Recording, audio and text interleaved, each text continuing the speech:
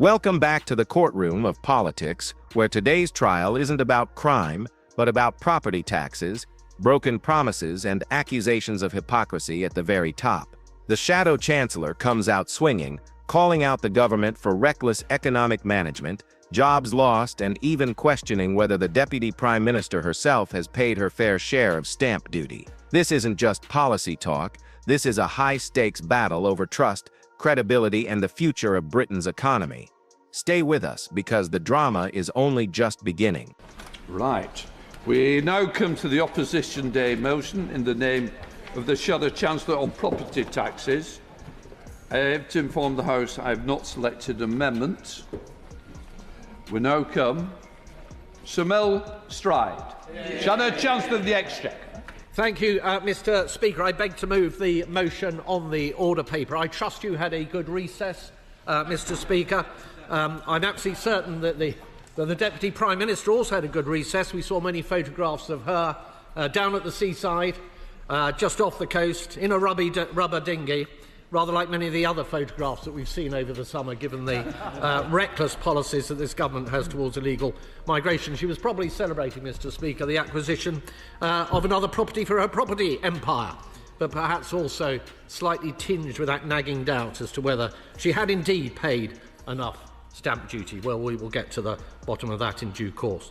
But those, Mr. Speaker, who could not avoid paying the taxes imposed by this government are businesses right up and down our country, many of whom I took the time during the recess to visit. In the leisure sector alone, some 80,000 jobs have been destroyed by national insurance, particularly affecting those taking their first job, younger workers, part-time workers, female workers, jobs being destroyed. And while the Deputy Prime Minister was lounging on her boat with her wine, of course, this government was all at sea, like a cork bobbing on the tide, no control over the events that were swirling around them.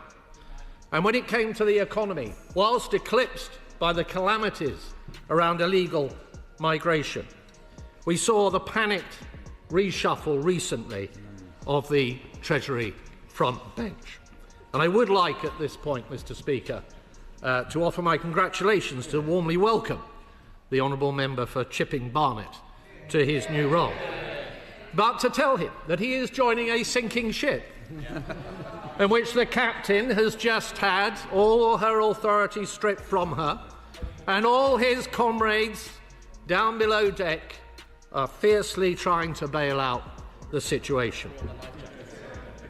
I'd also like to offer a fond farewell to the former Chief Secretary to the Treasury, Mr. Speaker, who no doubt thought he was very clever when he leapt off this sinking ship.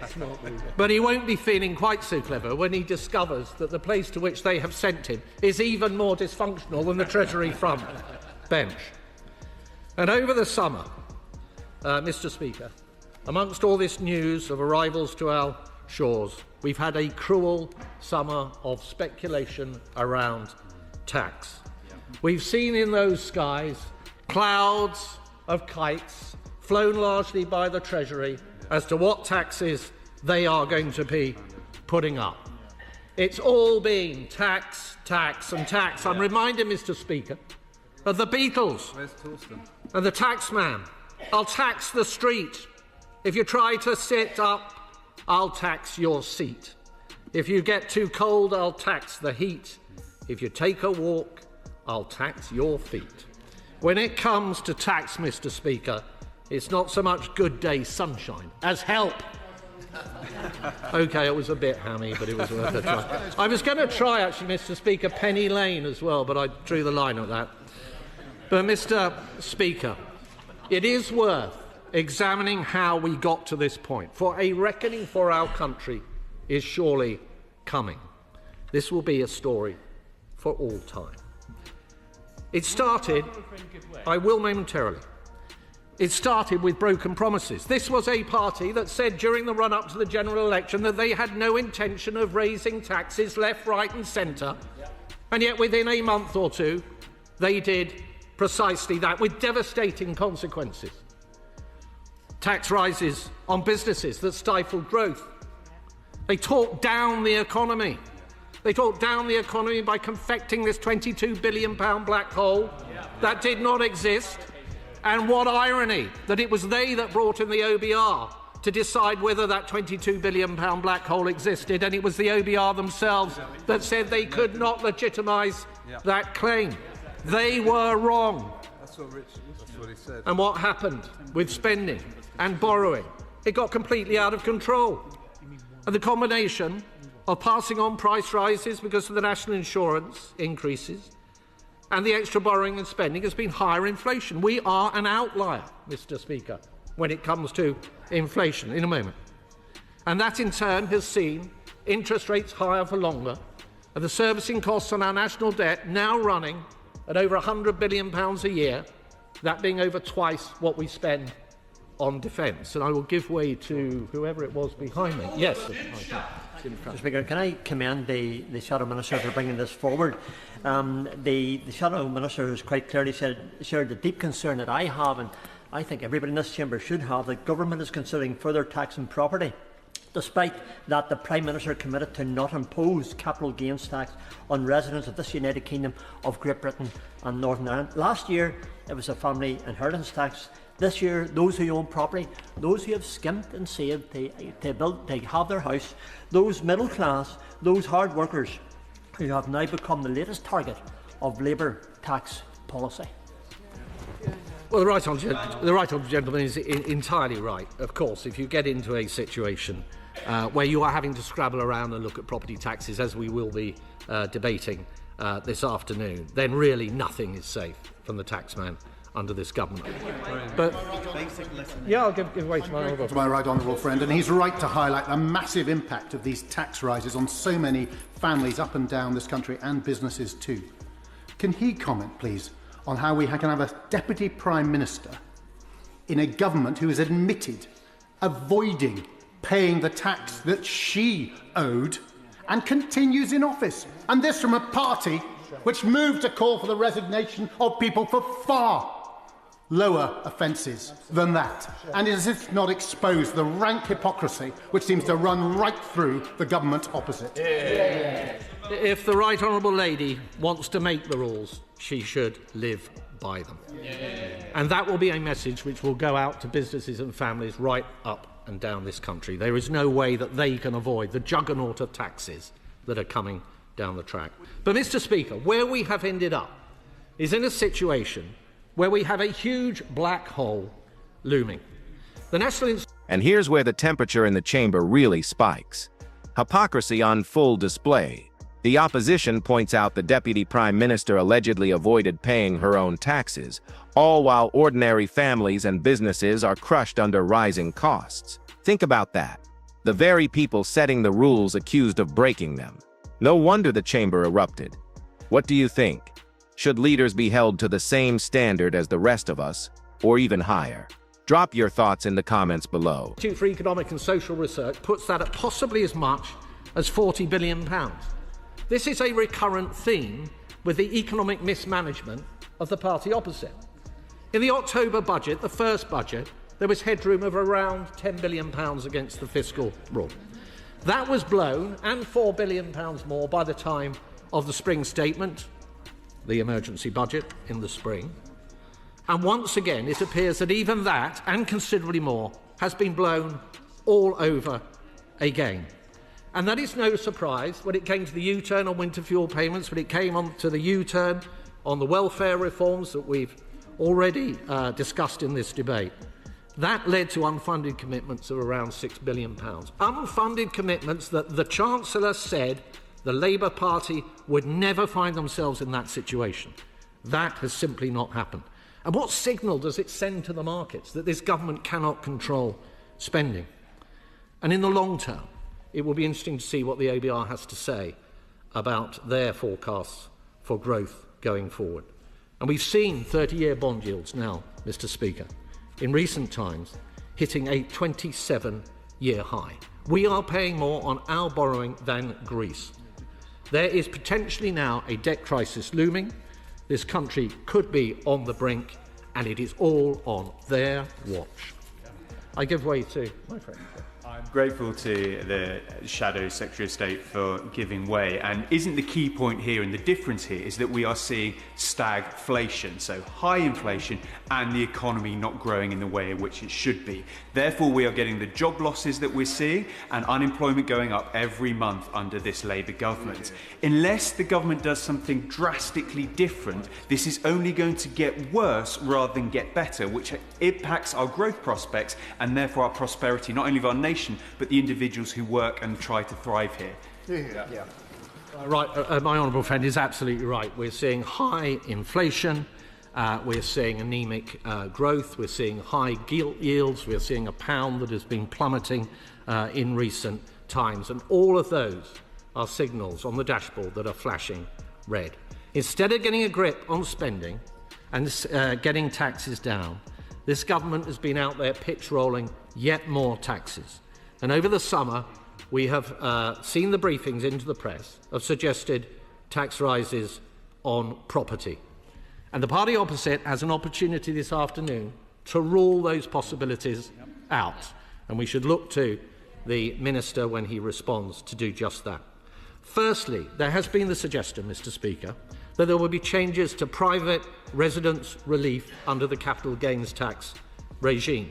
Something that would strike right at the heart of our country as a property-owning democracy. People being penalised simply for selling up and moving home. It would have clear implications for bunging up the property market. It would have clear economic implications for causing friction in the process of people moving from one part of the country to the other, often in search of work. And it would mean that where downsizing would be beneficial in providing more homes for people to live in, it would discourage that. Now, the Prime Minister, Mr. Speaker, before the election, said that there never was a policy of this type, so it doesn't need ruling out. But let's rule it out in case anyone pretends that there was. So perhaps I could ask the Minister, when he responds, to confirm that he still stands by the words of the Prime Minister. Secondly, an annual tax on homes. What a tax on aspiration. What a tax on those people who have saved hard, managed to get onto the property ladder, and are then stuck with annual taxes. What about those who are asset rich but income poor and can't afford to pay them, and they're expected to sell up? Will the Minister, when he comes to the dispatch box, rule that possibility out and keep people's minds at rest? And if that was not enough, Mr. Speaker, we hear also that it may be that we'll be looking at changes to the gifting regime within inheritance tax. They're not content just to pulverise the farmers. They're not content just to pulverise the family businesses, seeing those businesses and farms broken up when they're passed on from one generation to another because of the imposition of the tax, something which in fact it was a Labour government back in the 1970s that brought in the reliefs that this government has now chosen to abolish. I will in just a second. Inheritance tax is going to double in terms of its yield over this Parliament. And we say enough is enough on this side of the House. We should not be punishing parents who wish to pass something on to their children. Socialists do not understand. We do not all stand as atomised individuals. We work together as families, as communities. We care about each other. We care about the people we love. And it is right that we have the opportunity to pass something on to them. And I give way to...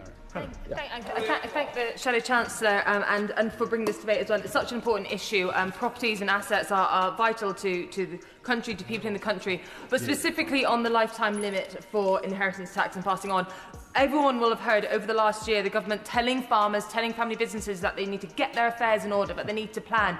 The lifetime cap, the limit, not having a limit on the lifetime cap, was what allowed them to plan. If that is cut, if the cap is not in the right place, that negates every argument that the government have had in the last year as to why they think they could justify the family farm and family business tax. In responding, can the Minister please acknowledge this and rule out any change to that cap which will penalise these family farms and family businesses? The Honourable Lady has put it brilliantly and succinctly. She's absolutely right. In their horror, in their recoil at some of the inheritance tax changes, that's exactly what farmers and family business owners have been doing. They've been thinking about the alternatives. And the 7-year rule has been exactly one of those alternatives. And it would be really heartless, an extraordinarily cruel moment if this government were now to shut that down as well. But, Mr. Speaker, we were told when it comes to tax by the Chancellor back in that first budget in the autumn that those tax hikes were a once-in-a-Parliament event. It's now not a question of whether there will be further tax increases. It's a question of which taxes. And the uncertainty that has flowed from this disastrous situation over the summer has meant that there has been a hold on businesses investing, on property transactions, on choices, and in many ways, in a fundamental way, on some of the freedoms, actually, that we as citizens take often for granted.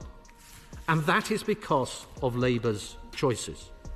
Mr. Speaker, the party opposite will desperately dismiss all of this as press speculation, and I expect to hear that from the Minister in a moment. But it's not the truth that this sorry tale is entirely of their own making, the inevitable result of their choices and the failure that has followed, with much of this speculation seeming to be fuelled by briefings from within government itself. This House, Mr. Speaker, and the public deserve answers. The Chancellor cannot borrow more and has shown no ability to control spending. That can only leave tax. But which taxes will it be? Are family homes safe, or are they simply fair game? Mr. Speaker, if the Labour Party failed to vote for the simple motion we have before us today, then it will be clear what the answer is. Under this Labour government, nothing is safe.